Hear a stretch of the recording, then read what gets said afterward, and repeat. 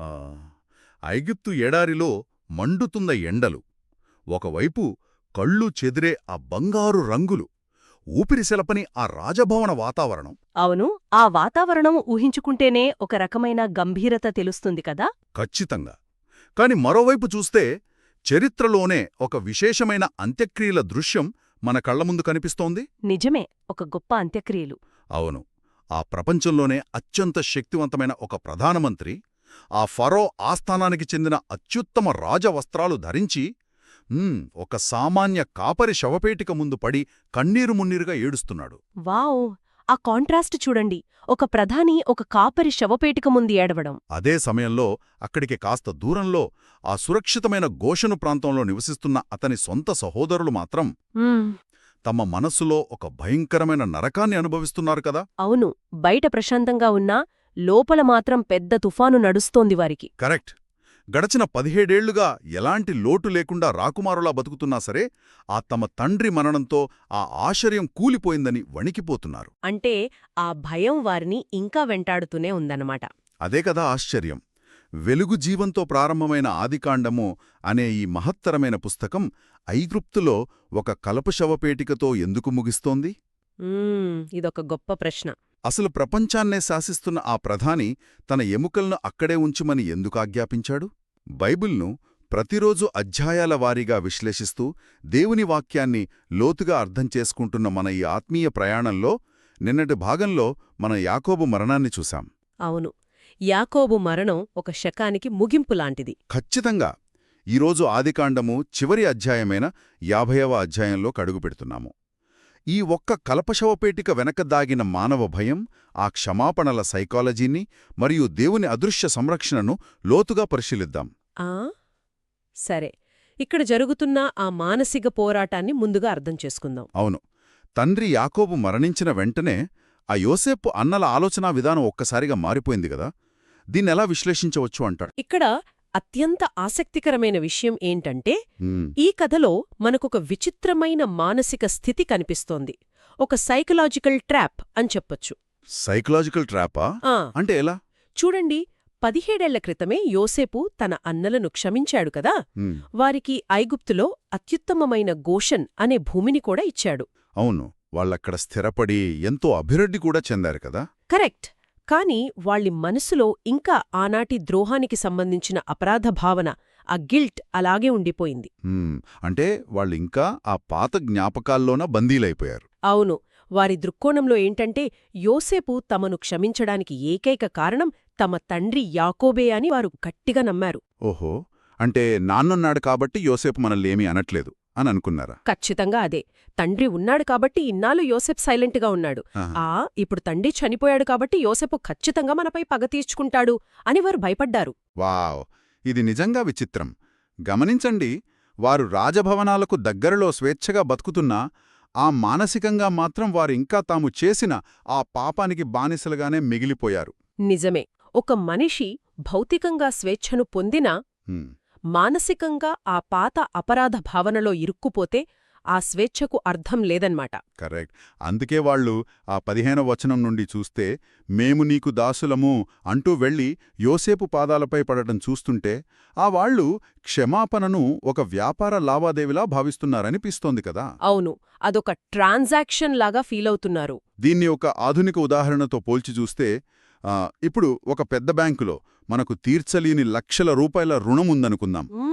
అవును, ఎవరైనా ఒక దయగల వ్యక్తి ఆ రుణాన్ని పూర్తిగా మాఫీ చేసేసి ఆ పత్రాలను మన చేతిలో పెట్టినా సరే మనం ఇంకా దానికి వడ్డీ గట్టాలని భయపడుతూ ప్రతి నెలా బ్యాంకు చుట్టూ తిరిగినట్లుంది కదా ఈ పరిస్థితి. ఆ ఉదాహరణ భలే ఉంది. సరిగ్గా ఈ పరిస్థితికి అతికినట్లు సరిపోతుంది. దానికి శిక్ష అనుభవించాలి, లేదా మనం మంచి చేస్తేనే దేవుడు మనల్ని ప్రేమిస్తాడు అనే ఒక షరతులతో కూడిన వాతావరణంలో మనం పెరిగాం కదా. నిజమే, ప్రతిదీ కండిషన్స్ అప్లై అన్నట్లుంటుంది మన మైండ్ సెట్. ఇక్కడే మనం ఉచిత కృప అనే భావనను అర్థం చేసుకోవాలి. బైబిల్ థియాలజీలో ముఖ్యంగా గ్రీకు భాషలో దీనిని చారిస్ అంటారు. చారిస్సా? అంటే దానికి అర్థమేంటి? ఆ చారిస్ అంటే ఎలాంటి అర్హత లేని వారికి దొరికే అనంతమైన దయ అని అర్థం. ఒక అన్మెరిటెడ్ గ్రేస్ అన్నమాట. వావ్, అర్హత లేని వారికి దొరికే దయ.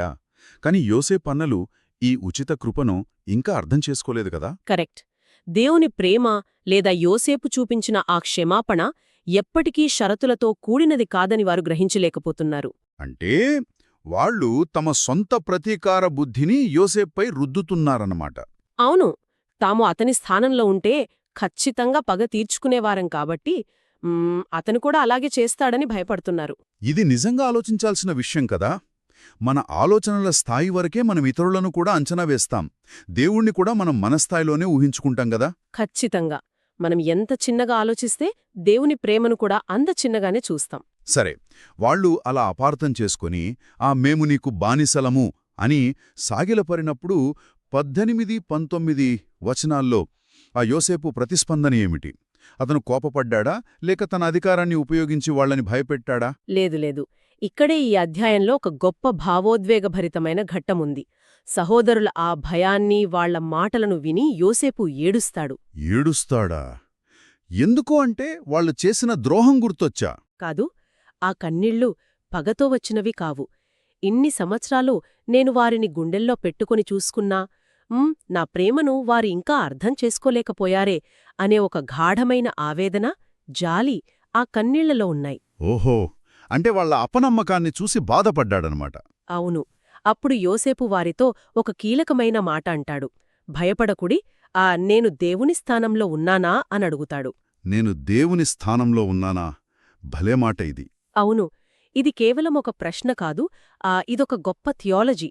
పగ తీర్చుకునే హక్కును యోసేపు ఇక్కడ పూర్తిగా వదులుకుంటున్నాడు. ఒక్క నిమిషం, దీని కొంచెం లోతుగా పరిశీలిద్దాం. ఖచ్చితంగా. నిజమైన క్షమాపణ అంటే దేవుని న్యాయపీఠం మీద నుండి కిందకు దిగడమే కదా. తీర్పు తీర్చే అధికారం ఆ సృష్టికర్తది మాత్రమే అని యోసేపుకు స్పష్టంగా తెలుసు. అంటే ఎప్పుడైతే మనం మనకు కీళ్లు చేసిన వారిపై పగ తీర్చుకోవాలని, వాళ్లకి అదే స్థాయిలో బుద్ధి చెప్పాలని అనుకుంటామో, అప్పుడు మనం మనకు తెలియకుండానే ఆ దేవుని సింహాసనం మీద కూర్చోవాలని ప్రయత్నిస్తున్నామన్నమాట. కరెక్ట్. ఇది వినడానికి చాలా కఠినమైన సత్యం, కాని ఇదే నిజం. అవును, న్యాయం జరగాలి కదా అని మనం అనుకుంటాం. కాని ఆ న్యాయాన్ని అమలు చేసే హక్కు మనది కాదు అని యోసేపు ఆచరణాత్మకంగా చూపిస్తున్నాడు.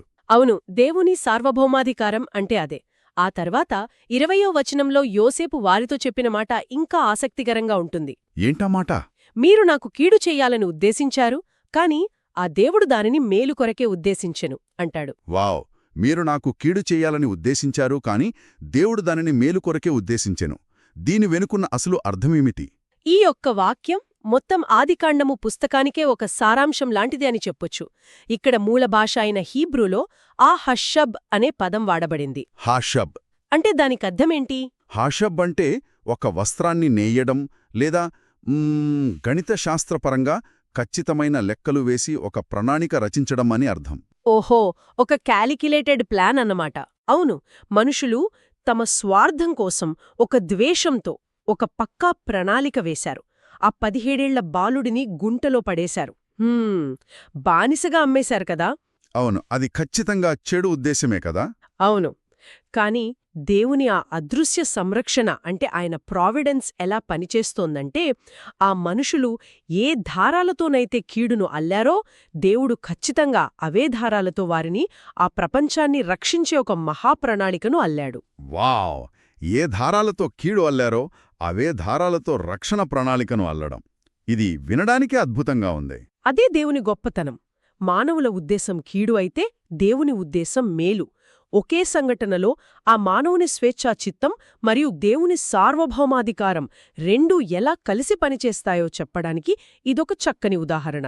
కరెక్ట్. ఆ తర్వాత 21వ వచనంలో యోసేపు వారితో దయగా మాట్లాడి పోషిస్తాను అన్నాడు కదా. అవును, ఇక్కడ కూడా ఒక అందమైన హీబ్రూ పదం ఉంది. దీన్ని ఖుల్ అంటారు. ఖుల్, దీనర్థం పోషించడమనా? కేవలం వారికి రేషనివ్వటం, ఆహారం పెట్టటం మాత్రమే కాదు. ఖుల్ అంటే వారి హృదయాలకు మాట్లాడి వారిని మానసికంగా ఆదరించడమని అర్థం. అంటే వాళ్ల బాధను అర్థం చేసుకుని ఊరడించడం అన్నమాట. కరెక్ట్. క్షమించడం అంటే కేవలం శిక్షించకపోవడం మాత్రమే కాదు, తిరిగి వారి బాగోగులు చూసుకోవడం కూడా అని యోసేపు నిరూపించాడు. కాని ఇక్కడొక కఠినమైన లాజిక్ గురించి మనం మాట్లాడాలి. చెప్పండి. ఈ హెషబ్ అనే కాన్సెప్ట్ వినడానికి చాలా బావుంది, కాని నాకు చిన్న సందేహం కలుగుతోంది. ఒకవేళ మనుష్యులు చేసే ప్రతి చెడు వెనుక దేవుని ప్రణాళిక ఉంటే, ఆ చెడుకు దేవుడే కారణమని ఎవరైనా అనుకోవచ్చు కదా. ఇది చాలా సహజమైన సందేహం. అదే కదా, ఆ అన్నలు చేసిన ఆ భయంకరమైన ద్రోహం, యోసేపు పడిన ఆ జైలుశిక్ష, ఇవన్నీ దేవుడు ముందుగానే రాసిపెట్టిన స్క్రిప్ట్ అయితే మరి ఆ పాపానికి దేవుడే బాధ్యుడవుతాడా? లేదు లేదు. దేవుడు ఎన్నటికీ పాపానికి కర్త కాడు. అంటే ఆ తప్పు చేసిన అన్నలను మనం ఎందుకు నిందించాలి? వారు కేవలం దేవుని ప్రణాళికను అమలు చేసిన పాత్రధారులు మాత్రమే కదా అనే వాదనకు సమాధానమేమిటి? ఇది చరిత్ర ఆరంభం నుండి ఎందరో విశ్వాసులను వేధించిన ఒక జటిలమైన ప్రశ్న. హ్మ్, కాని మనం దేవుని స్వభావాన్ని సరిగ్గా అర్థం చేసుకోవాలి. హ్మ్. ఆయన పరిశుద్ధుడు. అవును. దేవుడు పరిశుద్ధుడు, అందులో సందేహం లేదు. అందుకే ఆయన ఎవరిని పాపం చేసేలా ప్రేరేపించడు. యోసేపు అన్నలు తమ సొంత ఇష్టంతో, హ్మ్, తమలోని ఆ ఈర్ష అసూయలతో స్వచ్ఛందంగానే ఆ ద్రోహం చేశారు. హ్మ్. దానికి పూర్తి బాధ్యత వారిదే, ఆ పాపం వారిదే. ఓహో, అంటే దేవుడు వారిని అలా చేయమని చెప్పలేదు. ఖచ్చితంగా లేదు. కాని దేవుని గొప్పతనం ఇక్కడే ఉంది. దేవుడు ఆ పాపాన్ని బలవంతంగా ఆపలేదు. వారు ఆ కీడు చేసేలా వారి స్వేచ్ఛను అనుమతించాడు. కాని తన అపారమైన జ్ఞానంతో ఆ చెడుకు ఒక హద్దును పెట్టి, దాని ఫలితాలను తన మహాసంకల్పం కోసం ముడిసరుకుగా వాడుకున్నాడు. వావ్! ఆ చెడుకొక హద్దుని పెట్టి దాన్ని ముడిసరుకుగా వాడుకోవడం. అంటే దేవుడొక చెస్సాటగాడిలా ముందుగానే ప్రతిదీ నిర్దేశించడు కదా. అవును. కాని ఎదుటివాడు వేసే ప్రతి తప్పు ఎత్తుగడను కూడా తన అంతిమ విజయానికి అనుకూలంగా మార్చుకోగల ఒక మాస్టర్ మైండ్ అన్నమాట. భలే చెప్పారు, అచ్చమలాగే. ఇది నాకు ఇంకొక కోణాన్ని గుర్తుచేస్తోంది. వైద్యశాస్త్రంలో కొన్ని రకాల భయంకరమైన పాముకాట్లకు విరుగుడుగా వాడే ఆ యాంటీవెనమ్ని అదే పాము విషం నుండి తయారు చేస్తారు కదా. అవును కదా, ఆ పాము విషమే దానికి మందు. సరిగ్గా అదే. విషమనేది ప్రాణాలు తీసే ఒక కీడు, కాని ఆ విషాన్నే ఒక ప్రాసెస్ ద్వారా ప్రాణాలు నిలబెట్టే ఔషధంగా మార్చడం లాంటిదన్నమాట దేవుని పనితీరు. ఎంత చక్కటి విశ్లేషణ! ఖచ్చితంగా అంతే. మానవుని స్వేచ్ఛాచిత్తం వల్ల ఉత్పన్నమైన అత్యంత భయంకరమైన విషాన్ని కూడా దేవుడు తన అదృశ్య హస్తాలతో ఆ యాంటీవెనంలాగా మార్చేశాడు. వావ్! నిజంగా ఇది దేవుని అనంతమైన జ్ఞానానికి నిదర్శనం. అవును. చెడును సృష్టించకుండానే ఆ చెడుగుండానే వెళ్లి దాన్ని జయించడం దేవుని మహాప్రణాళిక. ఒకసారి ఆలోచించండి, ఆ యోసేపు గుంటలో పడకపోతే ఐగుప్తుకు వెళ్లేవాడు కాదు. నిజమే. బానిస కాకపోతే ఆ పోతిఫరు ఇంటికి వెళ్లేవాడు కాదు. కరెక్ట్. జైలుకు వెళ్లకపోతే ఫరో కలలు భావించే అవకాశం వచ్చేది కాదు కదా. అవును కదా. ఈ లింకుల్లో ఏ ఒక్కటి మిస్సైనా ఆనాటి కరులో ఇశ్రాయేలు కుటుంబం అంతరించిపోయేది. అదే అసలు పాయింట్. ఆ కుటుంబం అంతరించిపోతే ఆ వంశం నుండి రాబోయే లోకరక్షకుడు వచ్చేవాడు కాదు కదా. దేవుని మాస్టర్ ప్లాన్ ఎంత నిశితంగా ఉంటుందో అర్థం చేసుకోవడానికి ఇదొక అద్దంలాంటిది. మీరు ఆ లోకరక్షకుడు అని ప్రస్తావించగానే ఒక విషయం మెదడులో తళుక్కున మెరిసింది. ఏంటది? ఈ యోసేపు జీవితాన్ని, అతడు వెళ్లిన బాధల మార్గాన్ని జాగ్రత్తగా గమనిస్తే ఇదంతా కొత్త నిబంధనలోని ఒక ప్రధాన వ్యక్తి జీవితానికి అచ్చుగుద్దినట్లు సరిపోల్తున్నట్లు అనిపిస్తోంది గదా. మీరు యేసుక్రీస్తు గురించే కదా మాట్లాడుతున్నారు. ఖచ్చితంగా. దేవుని ఆ రక్షణ ప్రణాళికకు యోసేపు ఒక మోడల్లాగా కనిపిస్తున్నాడు. అవును. థియాలజీలో బైబుల్ విశ్లేషకులు దీనిని క్రైస్టలాజికల్ టైపాలజీ అంటారు. అంటే క్రీస్తుకు ఛాయ అని అర్థం. క్రైస్టలాజికల్ టైపాలజీ అంటే పాత నిబంధనలో ఉన్న సంఘటనలు క్రొత్త నిబంధనలోని యేసుక్రీస్తుకు ముంగుర్తులుగా ఉండటం. కరెక్ట్. యోసేపు జీవితం, ప్రత్యేకించి ఈ 50వ అధ్యాయంలో అతడు కనబరిచిన క్షమాగుణమంతా యేసుక్రీస్తు జీవితానికి, ఆయన చేసే ప్రాయశ్చిత్త కార్యానికి ఒక పరిపూర్ణమైన నీడలాంటిది. అవును. ఒక్కసారి ఈ పోలికలను గమనిస్తే యోసేపు తన తండ్రికి అత్యంత ప్రియమైన కుమారుడు. యేసుక్రీస్తు కూడా పరలోక తండ్రికి అద్వితీయ కుమారుడు కదా. నిజమే. యోసేపును సొంత సహోదరులే 20 వెండి నాణేలకు బానిసగా అమ్మేశారు. అలాగే యేసుక్రీస్తును కూడా ఆయన స్వంత శిష్యుడైన యూదా 30 వెండి నాణేలకు అమ్మేశాడు. వావ్! యోసేపు చెయ్యని తప్పుకు అన్యాయంగా నిందించబడి చీకటి గోతిలో వేయబడ్డాడు. క్రీస్తు కూడా ఎలాంటి పాపం చేయకపోయినా అన్యాయంగా సిలువ వేయబడి సమాధిలో పెట్టబడ్డాడు కదా. ఈ పోలికలు చూస్తుంటే నిజంగా ఆశ్చర్యంగా ఉంది. అవును, ఈ పోలికలు చాలా స్పష్టంగా ఉన్నాయి. యోసేపు ఆ గోతిలో నుండి, ఆ చెరసాల నుండి పైకి లేచి కరువుతో అల్లాడుతున్న ఆనాటి లోకానికి జీవాహారమిచ్చి వారి ప్రాణాలు నిలబెట్టాడు. ఆత్మీయంగా ఆకలితో ఉన్న లోకానికి నిత్య జీవాహారంగా మారాడు. యోసేపు తనను చంపాలనుకున్న అన్నలను శిక్షించకుండా క్షమించేలా అక్కున చేర్చుకున్నాడో, యేసుక్రీస్తు కూడా తనను సిలువ వేసిన వారికోసం తండ్రి వీరేమి చేయుచున్నారో వీరెరుగరు గనుక వీరిని క్షమించు అని ప్రార్థించడం మనం చూస్తాం కదా. ఖచ్చితంగా ఇది కేవలం యాదృచ్ఛికంగా జరిగిన పోలిక కాదు, ఒక గొప్ప ప్రణాళిక. దీనినే థియాలజీలో ప్రాయశ్చిత్త బలి అని వివరిస్తారు. ప్రాయశ్చిత్త బలి, దీనికి గ్రీకులో ఏదో పదం ఉందన్నారే. అవును, దీనికి గ్రీకు పదం హిలాస్టీరియాన్, అంటే సబ్స్టిట్యూషనరీ అటోన్మెంట్. హిలాస్టీరియాన్ అంటే ఒకరి స్థానంలో మరొక శిక్ష అనుభవించడమనా? అవును, పాపం చేసిన వారి స్థానంలో ఎలాంటి పాపం చేయని ఒక నీతిమంతుడు వారి శిక్షను తనపై వేసుకుని తిరిగి ఆ పాపులకే జీవాన్ని అనుగ్రహించడం. నిజానికి ఆధునిక న్యాయ వ్యవస్థకు ఒక వ్యక్తి చేసిన తప్పుకు మరొక వ్యక్తి శిక్ష అనుభవించడమనేది అంగీకారయోగ్యం కాని విషయం కావచ్చు కదా. అవును, లోకరీత్యా అది అన్యాయంలాగా అనిపించవచ్చు, కాని దేవుని న్యాయం, ఆయన ప్రేమ కలిసిన చోట ఈ ప్రాయశ్చిత్త బలి ఆవిర్భవించింది. వావ్! న్యాయము ప్రేమ కలిసిన చోట. యోసేపు తన అన్నలకు చేసిన మేలు రాబోయే కాలంలో దేవుడు మానవాళికి చేయబోయే ఆ మహాకార్యానికి ఒక ముంగుర్తనమాట. ఖచ్చితంగా. మన యోగ్యతను బట్టి కాకుండా మనం తప్పు చేసిన వారమైనా సరే, తన ఉచిత కృపను బట్టి దేవుడు మనని ఎలా ప్రేమిస్తాడో ఈ అధ్యాయం స్పష్టంగా ఘోషిస్తోంది. నిజంగా చరిత్ర ఎలా ఒక పద్ధతి ప్రకారం దేవుని కంట్రోల్లో ముందుకు వెళుతోంది తెలుసుకోవడం చాలా ఆశ్చర్యాన్ని కలిగిస్తుంది. సరే, ఇప్పుడు ఈ అధ్యాయం మరియు మొత్తం ఆదికాండం పుస్తకం ముగింపు ఘట్టానికి వద్దాము. 22 నుండి 26 వచనాలలో ముగింపు ఉంటుంది కదా. అవును, యోసేపు వృద్ధాప్యంలో మరణశయ్యపై ఉన్నాడు. అతనికి 110 సంవత్సరాలు నిండాయి. చనిపోతూ అతనుకు తన కుటుంబ సభ్యులతో ఒక వాగ్దానం చేస్తాడు, ఆ దేవుడు నిశ్చయముగా మిమ్మును దర్శించును అని. ఒక గొప్ప నిరీక్షణతో కూడిన మాట అది. ఆ తర్వాత ఒక విచిత్రమైన ఆజ్ఞ ఇస్తాడు.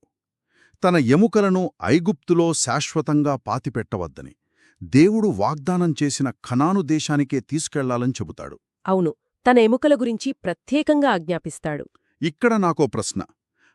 ఒక ప్రధానమంత్రి స్థాయిలో ఉన్న వ్యక్తి ఐగుప్తులో అత్యంత విలాసవంతమైన పిరమిడ్లాంటి సమాధిని పొందే అవకాశం ఉన్నప్పటికీ దాన్ని వదులుకొని తన ఎముకలను 100 ఏళ్ల తర్వాత ఎప్పుడో ఒక బండిలో మోసుకెళ్లమని ఎందుకు అడుగుతున్నాడు? అసలా ఎముకల ఏముంది? ఈ ప్రశ్నకు సమాధానం దొరకాలంటే ఆనాటి ఐగుప్తీయుల సంస్కృతిని మనం కొంచెం అర్థం చేసుకోవాలి. అంటే మమ్మీలను తయారు చేసే ఆ కల్చర్ గురించా? అవును, ఐగుప్తీయులకు మరణం తర్వాత జీవితం, వారి శరీరాలను భద్రపరుచుకోవడం చాలా ముఖ్యం. వారు మమ్మీలను తయారు చేసేవారు, భారీ పిరమిడ్లు నిర్మించేవారు. అవును, వాళ్ళు చావును చాలా గ్రాండ్గా సెలబ్రేట్ చేస్తారు. కరెక్ట్. తమ శరీరాలు ఆ ఐగుప్తు గడ్డపై ఉంటేనే వారికి శాశ్వత విశ్రాంతి దొరుకుతుందని వారు బలంగా నమ్మారు. కాని యోసేపు ఆలోచనా విధానం దానికి పూర్తి భిన్నంగా ఉంది. అంటే అతను ఈజిప్టు కల్చర్కి ఆకర్షితుడు కాలేదన్నమాట. ఖచ్చితంగా. అతను ఈ లోక సంబంధమైన వైభవాన్ని కోరుకోలేదు. దేవుని వాగ్దానంపై ఉన్న విశ్వాసమే దీనికి కారణం.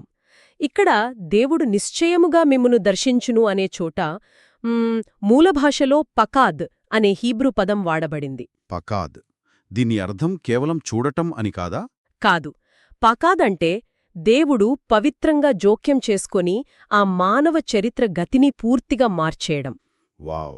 చరిత్ర గతిని మార్చేయడం. యోసేపుకి దేవుని మీద ఎంత నమ్మకం ఉందో కదా. స్పష్టంగా తెలుసు ఆ ఐగుప్తువారి శాశ్వత నివాసం కాదని, వారు అక్కడ పరదేశులు మాత్రమే అని.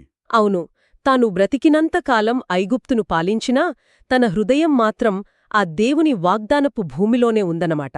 దీన్నే మనం దేవుని నిబంధన అంటాము. అంటే దేవుడు అబ్రహాము, ఇస్సాకు, యాకోబుల్తో చేసిన కవనెంట్ పట్ల యోసేపుకు అంత గట్టి నమ్మకముందన్నమాట. అవును, బైబిల్ భాషలో ఆ నిబంధనను బెరెత్ అంటారు. మనుషులు ఎన్ని తప్పులు చేసినా, పరిస్థితులు ఎంత అసాధ్యంగా కనిపించినా సరే, దేవుడు తాను చేసిన వాగ్దానాన్ని ఎన్నటికీ విడిచిపెట్టడు. నిజమే, దేవుని నమ్మకత్వం అలాంటిది. యోసేపు ఆ దేవుని నిబంధన విశ్వసనీయతను, అంటే కవెనెంట్ ఫెయిత్ఫుల్నెస్ను నమ్మాడు. అందుకే తన వారసులతో, నన్ను ఇక్కడ పాతిపెట్టద్దు, దేవుడు మిమ్మల్ని విడిపించినప్పుడు నా ఎముకలు మీతో పాటు కనానుకు రావాలి అని ఆజ్ఞాపించాడు. అవును, ముగింపు వచనంలో అతని ఎముకలు ఒక కలప శవపేటికలో ఉంచబద్దాయి అని చూస్తాం. దీన్ని మనం కొంచెం లోతుగా ఆలోచిస్తే ఆ ఎముకలు, ఆ శవపేటిక, ఆ ఇశ్రాయేలీలకు ఒక గ్యారంటీ కార్డు లాంటివన్నమాట. గ్యారంటీ కార్డా? భలే ఉందే ఈ మాట. అవునండి, భవిష్యత్తులో రాబోయే రక్షణకు ముందుగా వేసిన ఒక డౌన్ పేమెంట్ లాంటిది. కరెక్ట్. ఆ తర్వాత ఎన్నో సంవత్సరాలకు ఇశ్రాయేలీలు ఐగుప్తులో బానిసలుగా మారిపోయారు. వారు రాళ్లు మోస్తూ, కొరడా దెబ్బలు తింటూ ఆ నరకం అనుభవిస్తున్న వందల సంవత్సరాల చీకటి కాలంలో వారా చెక్క శవపేటికను చూసిన ప్రతిసారి వారికేమనిపిచ్చుంటుంది? ఖచ్చితంగా వారికొక గొప్ప ధైర్యం వచ్చుంటుంది. అదేగదా, ఈ గొప్ప ప్రధానమంత్రే ఇక్కడ శాశ్వతంగా ఉండాలనుకోలేదు. ఆ దేవుడు ఖచ్చితంగా మనల్ని విడిపిస్తాడు, మనల్ని దర్శిస్తాడని ఒక బలమైన నిరీక్షణ వారికి కలుగుతుంది కదా. అవును. అంటే ఆ శవపేటిక మరణానికి గుర్తుకాదు, ఆ రాబోయే స్వేచ్ఛకు, వారు తిరిగి తమ స్వదేశానికి వెళ్లబోతున్నారనడానికి ఒక సజీవ సాక్ష్యం. దేవుని వాగ్దానం మీద ఎంత గొప్ప నమ్మకం ఇది కదా. మీరు చెప్పింది అక్షరాల సత్యం.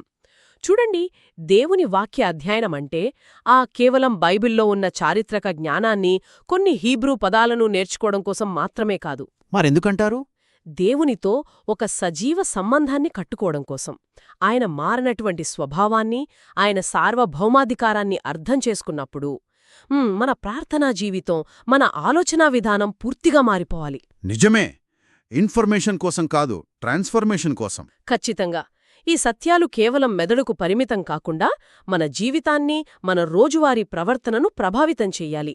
ఆదికాండము ఒక శవపేటికతో ముగిసినా అది నిరాశకు చిహ్నం కాదు, ఒక గొప్ప నిరీక్షణకు ఆరంభం. ఈ అధ్యాయం ప్రాక్టికల్గా ఎలా అన్వయించబడుతుందో ఆలోచిస్తే బహుశా చాలామంది తమ జీవితాల్లో గడిచిపోయిన పాత తప్పులను తలుచుకొని ఇంకా అపరాధ భావనలో బతుకుతూ ఉండవచ్చు.